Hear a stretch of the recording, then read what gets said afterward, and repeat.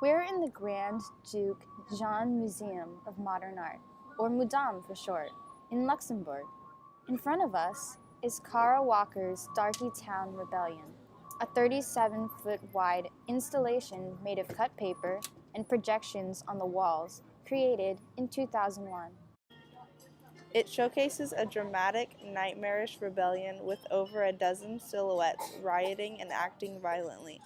Walker's lack of details and ambiguous forms force the viewers to use their own knowledge of racial discrimination to interpret the scene. By allowing her viewers to step into the piece itself, the shadows become part of the art and add animation and dynamism.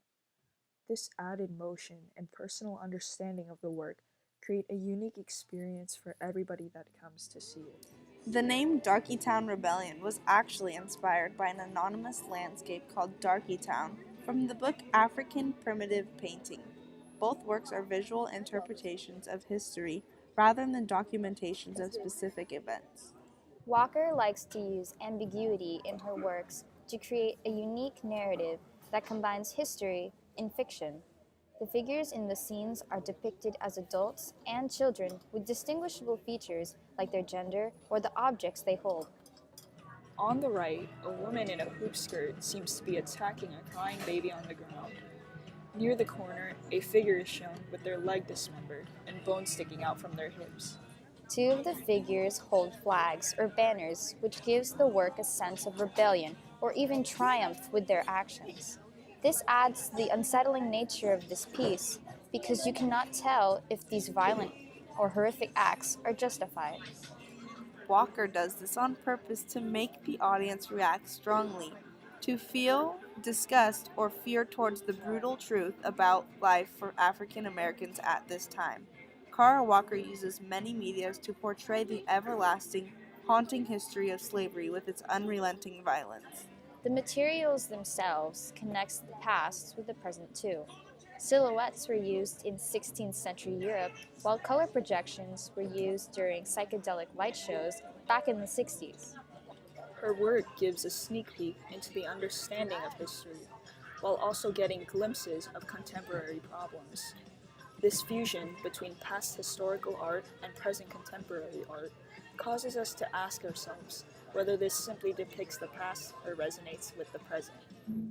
Here is a piece that marks Walker's initial venture into her trademark medium. Gone was first displayed in 1994 at the New York Drawing Center. As hinted in the title, this work references and tactfully mocks the novel-turn film Gone with the Wind.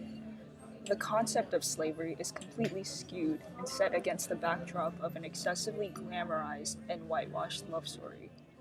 Walker is greatly influenced by literature and epics. As a child, she often felt out of place, and books were her escape. In Gone, we can easily observe this influence. Slaves are portrayed as systematically obedient and loyal beings, blissfully ignorant to the brutal reality of this era. Walker calls out this blatant erasure of history by the ironic reclaiming of these oppressive stereotypes. Looking at this work, we can't just not question the deep-seated racial and social inequality upon which America was founded. This is a piece promoting contemplation of that nature in regards to our relationship with the problematic roots of this nation and the effects of it in the present. Kara Walker's approach to art, albeit confrontational and rather audacious, remains exceedingly effective in carrying her general message across. Part of her unprecedented genius relates to forcibly taking her viewers out of their comfort zone and placing them in provocative, grotesque scenes. Though popularly known for her silhouettes illustrating the antebellum South, Walker did not work exclusively with this medium. Her first sculpture, a Subtlety, was debuted in 2014. The massive female sphinx bore the stereotypical characteristics of the Southern mammy caricature.